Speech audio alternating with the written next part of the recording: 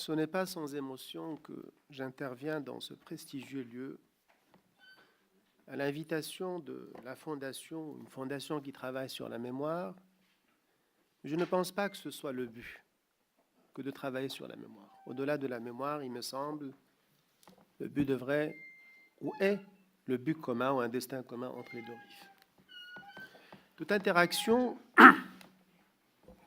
pourrait être le résultat d'un viol. Et d'une certaine manière, l'occupation militaire était un viol. Mais ce viol pourrait déboucher sur une fécondation. Et pour moi, au-delà des péripéties, des confrontations, la présence française en Afrique du Nord a été l'œuvre d'une fécondation, le prélude à la modernisation de l'Afrique du Nord. Et je pense qu'au-delà des vicissitudes de l'histoire, nous sommes toujours interpellés. Et c'est pour ça qu'il faudra s'arrêter sur l'histoire, non pas finalement par caprice, mais pour en tirer les enseignements qui s'imposent. J'aime beaucoup répéter un vers d'Aragon, ce qui a été sera, à condition qu'on s'en rappelle. Je suis invité pour parler du nationalisme marocain.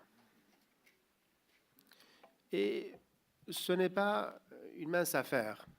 Un grand historien marocain, pour les experts très connus, Abdallah Laroui, qui a réservé un excellent travail sur les origines sociales du nationalisme marocain de 1830 à 1912, c'est-à-dire depuis la période de l'embarquement des troupes du duc de Bourmont sur la baie de Sédéfrege jusqu'à l'établissement du protectorat.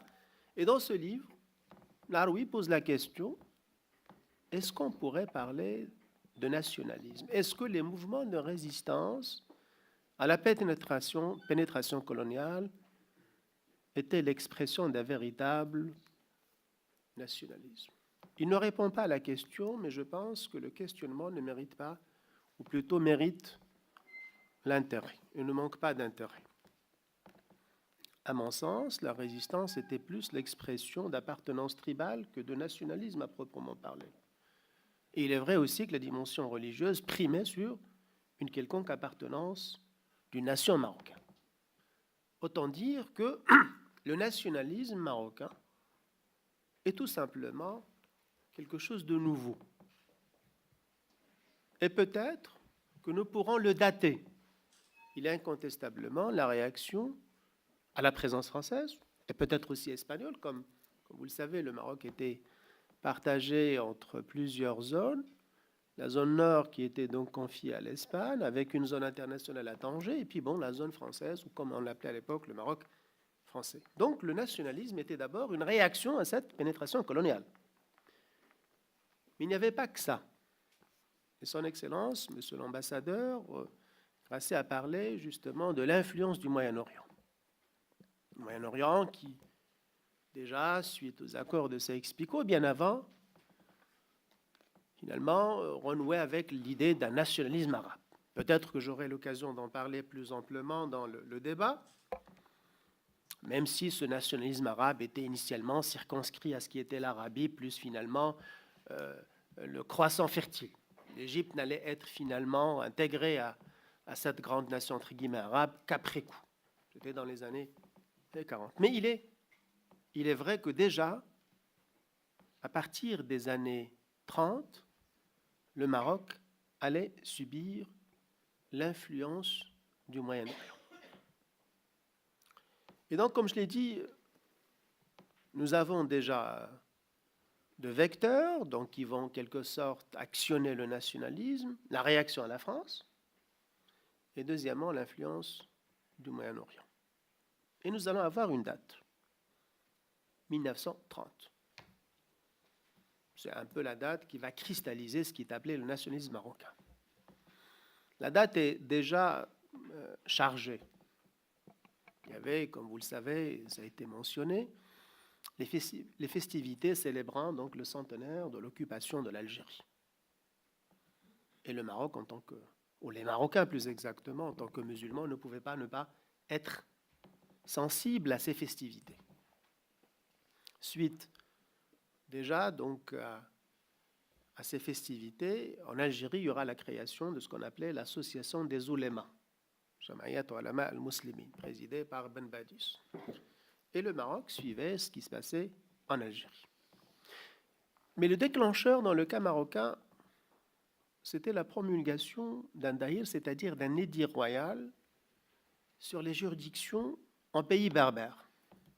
C'était le 16 mai 1930, et le sultan venait d'apposer son sceau sur cet édit, ce texte juridique, qui tout simplement reconnaissait aux Berbères, c'est-à-dire les régions berbérophones ou les habitants originaux de l'Afrique du Nord, d'user de leurs coutumes.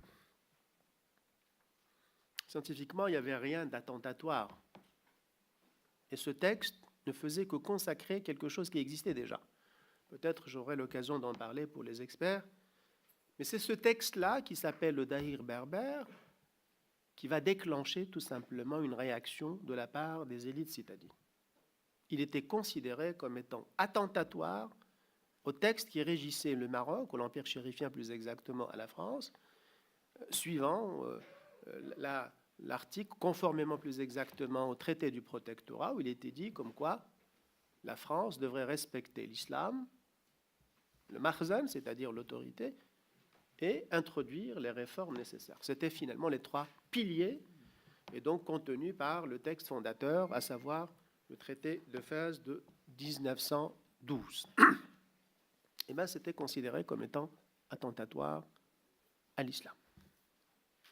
Dans la mesure où on a pensé que cette juridiction va scinder le Maroc entre arabes ou arabophones et berbères, lesquels berbères ne vont plus finalement se soumettre à la charia, c'est-à-dire à la loi islamique.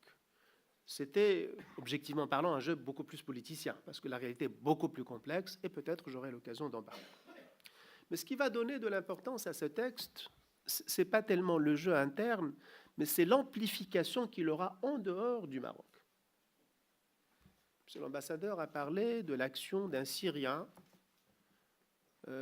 qui était établi, ou plus exactement un Druze. Un Druze, oui, tout à fait, un Druze.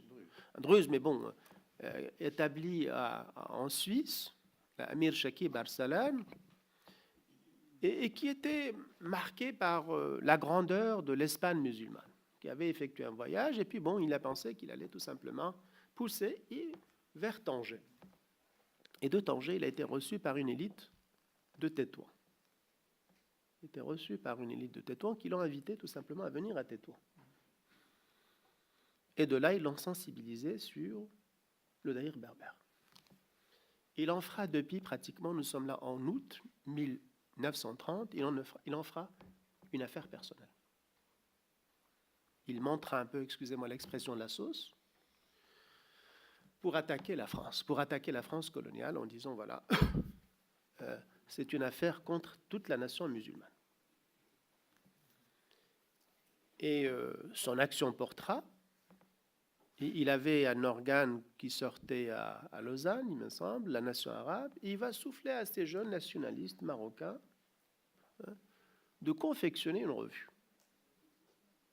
Et laquelle revue va paraître à Paris avec le nom Maghreb, parrainé par le petit-fils de Karl Marx, un certain Languet.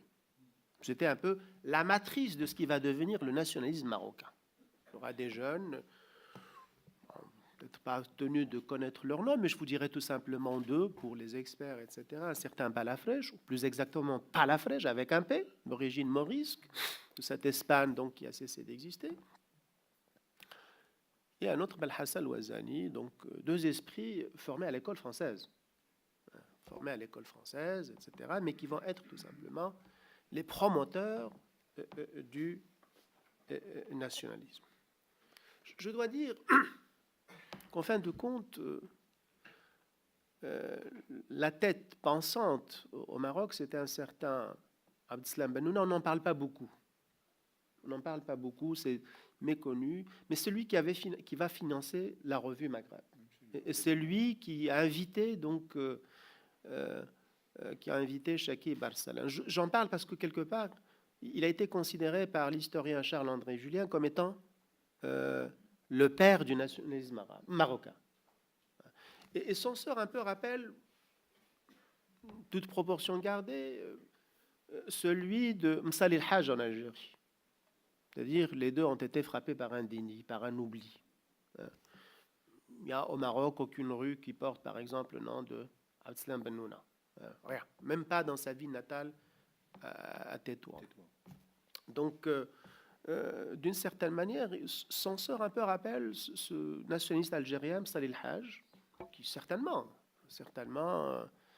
est le fondateur du nationalisme algérien, mais qui, pour des raisons, bon, mais comme on va parler de l'Algérie, je préfère tout simplement ne pas trop m'attarder là-dessus. Le tournant, ça va être la Deuxième Guerre mondiale. La Deuxième Guerre mondiale a montré aux nationalistes en herbe que la France n'était pas invincible, que tout simplement cette grande nation avec ses armées, etc., pourrait être défaite. Et psychologiquement, ça a eu de l'effet. Ça a eu de l'effet, et certains, ce sont des faits, vont tout simplement prendre attache avec l'Allemagne nazie. Déjà, bon, l'ennemi de mon ennemi ne pourrait être que mon ami. Et donc, ce jeune Palafrej, qui va effectuer un voyage à Berlin pour s'entretenir avec les nazis. Il ne sortira pas finalement très édifié, mais le fait est là, c'est que la jeunesse marocaine, à l'époque, commençait à flirter avec le nazisme. Ce qui peut-être n'est pas le cas, mais je parle sous votre contrôle, de Farhat Abbas. Farhat Abbas, par exemple, bon, était résolument hostile donc, au nazisme. Retenons une chose quand même, une date importante, suite à la rencontre qu'a eu lieu Roosevelt avec Churchill à Casablanca en 1943, et suite à laquelle le sultan Sidi Mohammed Ben Youssef allait être invité. Ce jour-là était déterminant dans l'histoire du Maroc. Le sultan a compris qu'il y a un grand jeu qui est en train de se faire. L'Amérique, ça a été dit tout à l'heure, avait d'autres visées, contenues certes dans la charte atlantique déjà, mais pensait tout simplement déloger la France de l'Afrique du Nord.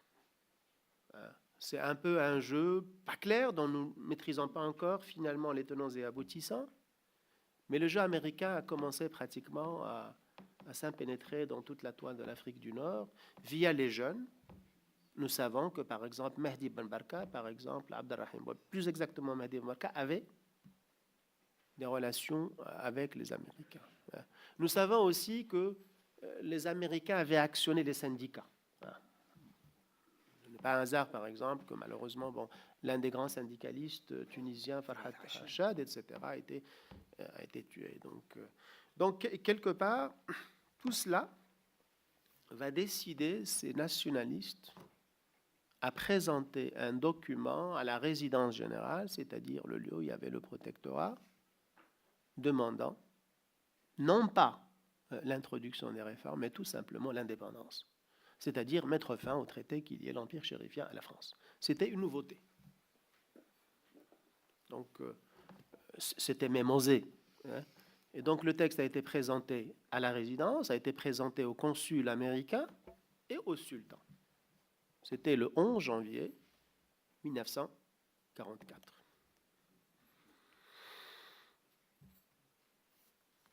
Ces nationalistes n'auraient pas pu le faire si tout simplement ils n'étaient pas épaulés par l'Amérique, essentiellement. Bien sûr, nous parlons de faits historiques. Nous ne sommes pas finalement là pour juger s'ils devaient ou pas, etc. Mais ce qui est important,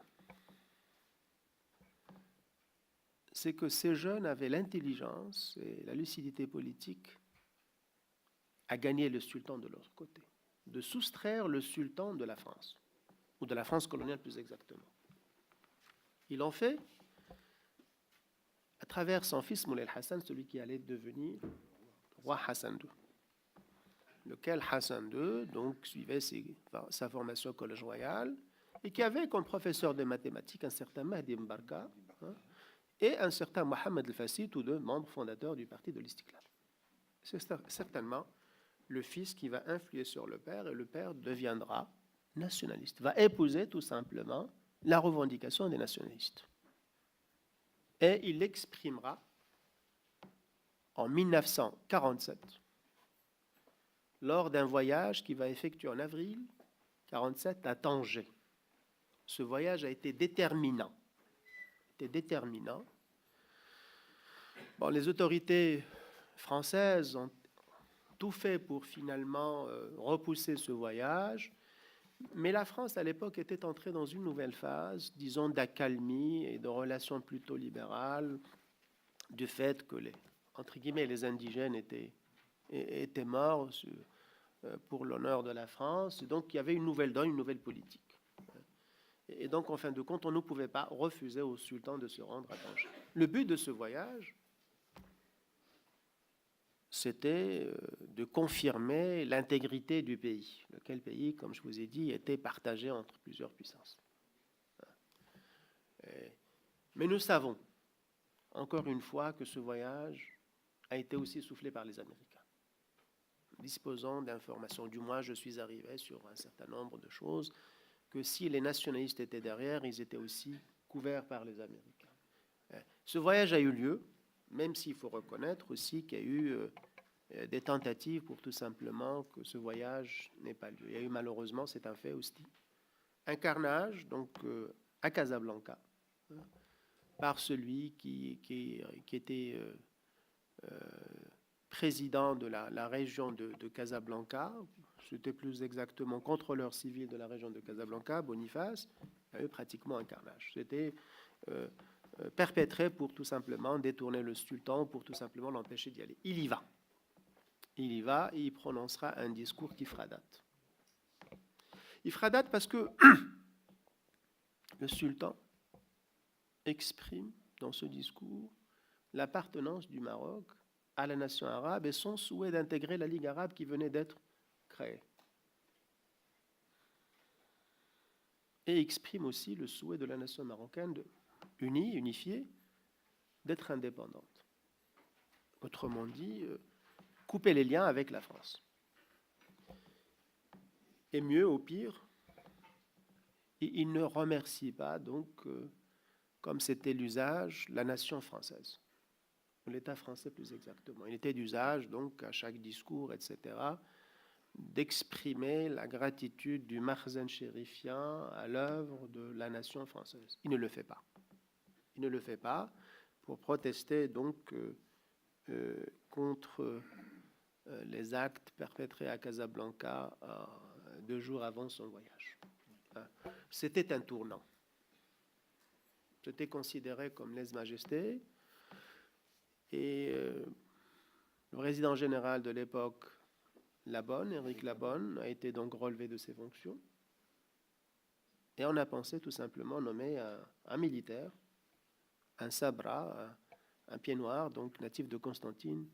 Celui qui va devenir maréchal, c'est Juin, qui parlait l'arabe et donc qui connaissait la mentalité, entre guillemets, des indigènes, et qui est venu avec l'idée de faire manger la paille aux nationalistes, expression qu'il avait utilisée en arabe, parce qu'il parlait l'arabe. Il avait même, et nous le savons, des instructions pour déposer le sultan.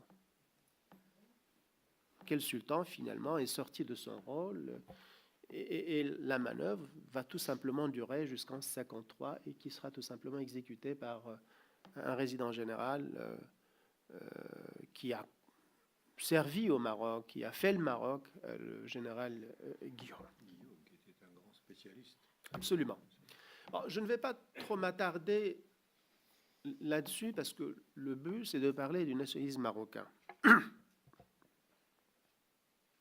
Et je voudrais dire, parce que le Maroc finira par être indépendant, le sultan finira par revenir, et le thème fédérateur, ou plutôt la bannière sous laquelle finalement tout se mettait, c'était le nationalisme marocain. Et quand il y avait la présence française, ce nationalisme était fédérateur. Mais il portait des contradictions. La première contradiction, c'est qu'il était l'œuvre des gens des villes, des centres urbains. Et donc, il était exclusif. Il ne reconnaissait pas une autre dimension du Maroc, c'est-à-dire le monde rural, ou pour dire les choses autrement, le monde berbère, tout simplement. Donc il était exclusif et il était normal qu'il y ait une réaction. Et la réaction n'a pas tardé à se manifester. D'abord dans ma région natale, le Tafilalet, par un caïd donc, qui s'est soulevé. Il a eu, ce sont des faits, de l'aide aussi de l'armée française encore présente, et même de l'Algérie française à l'époque. L'armée était acheminée via Meknès, donc il y avait une grande place d'armes, mais aussi Béchar. Il a été donc décrit comme étant un féodal, un potentat, etc. Mais nous savons aussi par un travail que j'ai mené qu'il comptait des gens lucides, dont un capitaine dans l'armée française, qui allait être jugé et passé aux armes, un certain Ouhera, et qui avait dit comme quoi il œuvrait pour une certaine idée du Maroc, une autre idée du Maroc. C'est-à-dire que, excusez-moi l'expression, ce n'était pas des imbéciles, ce n'était pas seulement des hors-la-loi. Donc le nationalisme était fédérateur tant qu'il y avait la France, il était exclusif, mais il était réducteur aussi. Il voulait biffer finalement quelque chose qui était indispensable à l'évolution du Maroc, à sa modernisation, c'était le protectorat en tant qu'outil. Et donc, on a commencé à chasser peut-être les meilleurs cadres français, arabisés. Et pour reprendre une expression d'un grand journaliste français qui connaissait le Maroc, Jean de la Couture, le Maroc était gouverné, mais il a cessé d'être administré. Et d'une certaine manière, je pense objectivement que le pouvoir marocain était plus représentatif et plus réaliste parce qu'il reconnaissait quand même toutes les dimensions du Maroc. Il avait en face à lui les nationalistes, bien sûr forts de leur idéologie, de leurs tentacules, de l'appui aussi du Moyen-Orient, et la partie n'était pas aisée. La partie n'était pas aisée, surtout entre Hassan II et les nationalistes. La partie n'était pas aisée, et chacun représentait en fin de compte une certaine idée du Maroc. C'était plus que l'enjeu du pouvoir, mais une certaine idée du Maroc. Et je pense que le pouvoir était, à mon sens, plus représentatif du Maroc, parce qu'il tenait compte finalement de sa diversité et aussi conscient de l'importance de ce legs du protectorat. Le mouvement nationalisme, ou nationaliste à l'époque, considérait que l'indépendance du Maroc, c'était une forme de marocanisation du protectorat. Voilà. Mahdi Ben Barka, par exemple, avait même ce terme assez cru. L'indépendance du Maroc, c'est une forme de marocanisation du colonialisme. Bon, je pense que les choses sont beaucoup plus complexes. Mais disons, pour tout simplement résumer, le nationalisme marocain va se scinder en deux. Une aile conservatrice, exprimée essentiellement par le parti de l'Istiklal, et qui ne reconnaissait pas l'autre dimension du Maroc. Considérait que, bon, la seule langue possible, c'est la langue arabe, et donc il fallait arabiser. Mais lequel parti tombait dans des contradictions, parce qu'au moment où il brandissait l'arabisation, il conférait un enseignement de qualité en français à ses enfants. À telle enseigne que et j'ai posé la question à un dignitaire de l'Istiklal, il dit « Montrez-moi quelqu'un qui maîtrise la langue arabe aujourd'hui. » L'aile progressiste, sous la houlette de l'UNFP, l'Union nationale des forces populaires, présidée à l'époque par un leader charismatique qui était Mahdi Ben Barka, Bouabid, était plutôt le continuum du panarabisme. Et tout cela, en fin de compte, après une génération, va aboutir à des contradictions exprimées essentiellement par deux grands mouvements, le mouvement berbère et l'islamisme après coup. Le mouvement berbère considère que le nationalisme porté par les élites citadines était réducteur. Il était plus, en fin de compte, d'après une expression d'un grand intellectuel berbérophone, Mohamed Shafir, c'était un nationalisme verbal, parce que ceux qui ont payer le prix de la chair, c'était les Berbères. Et ce mouvement aussi appelle à une relecture de l'histoire de l'Afrique du Nord dans toute sa totalité. Dans toute sa totalité, et à notre rapport aussi avec l'ancienne puissance protectrice. Pour ce mouvement, la langue française, et la langue française est un enjeu aussi, est tout simplement un butin de guerre, pour reprendre l'expression de Katebiassi. La langue française n'est pas perçue comme étant quelque chose qui, de nature finalement, a gêné l'identité marocaine, tout au contraire. De l'autre côté, nous avons l'islamisme, avec bien sûr différents référentiels, mais somme toute, quand on y pense, le nationalisme, et je pense que c'est valable aussi pour l'Algérie que pour le Maroc, l'islamisme est tout simplement l'avatar du nationalisme. Un grand écrivain algérien, Rachid Boujdara, avait l'expression le fils est le fils du FLN. Pour établir en fin de compte. Mais dans tous les cas de figure, si nous voyons par exemple l'islamisme version PJD, le parti dans le gouvernement, il reprend en charge pratiquement les grands thèmes du mouvement national. L'arabisation, l'alliance avec le Moyen-Orient, ce sont deux mouvements qui ont tout simplement les mêmes référents et les mêmes orientations. Et ma foi, je voudrais tout simplement terminer par dire que, du moins ma conception, ce thème ou le thème que je suis abordé n'est pas simplement un thème d'histoire, je pense de géostratégie. Ce n'est pas un hasard, par exemple, que le PJD au gouvernement appelle une réflexion sur la présence de la langue française, œuvre à l'introduction même du turc.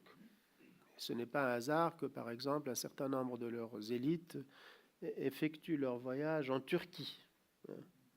En Turquie, envoient leurs enfants donc parfaire leur formation. Et donc, comme j'ai dit, nous sommes interpellés. Et donc, au-delà de la mémoire, nous devons réfléchir ensemble pour ce que je considère un destin commun. Merci.